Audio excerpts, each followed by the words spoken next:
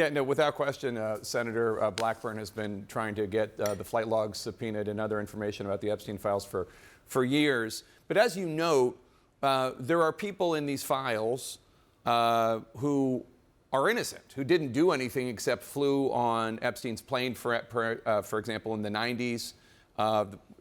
Epstein was first, I think, arrested in 2005, 2006. So he wasn't scandalous until then.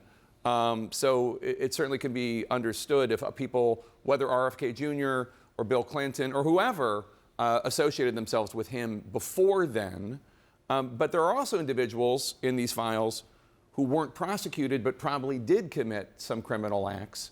Let me just ask you about this effort to get these files released. As of right now, there are 10 Republicans, including yourself, who've signed Congressman Massie's what's called a discharge petition. It forces legislation onto the floor of the House for a vote. It requires 218 signatures. Presumably, a lot of Democrats are going to support it, too. A lot of Republican leaders seem to want this issue to go away. Do you think you're going to get 218 signatures on the discharge petition to force it for a vote? And how many Republicans do you think will join you?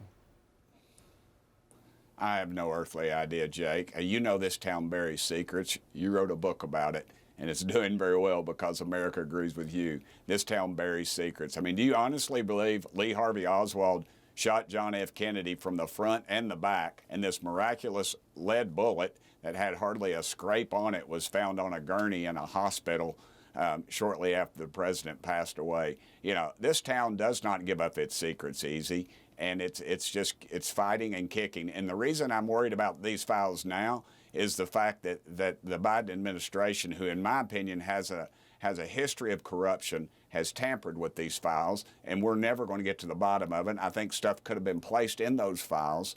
Do I have proof? Well, no, I don't, but I have a gut feeling and I have a historical reference, which is every dadgum time something like this happens in this town, it gets covered up, and it needs to stop. And I salute President Trump for pushing to move forward on those records that they have. But I do want them to be, I would like them to be filtered a little bit. I don't want the 1,000 innocents and some of those people that flew, as you mentioned earlier.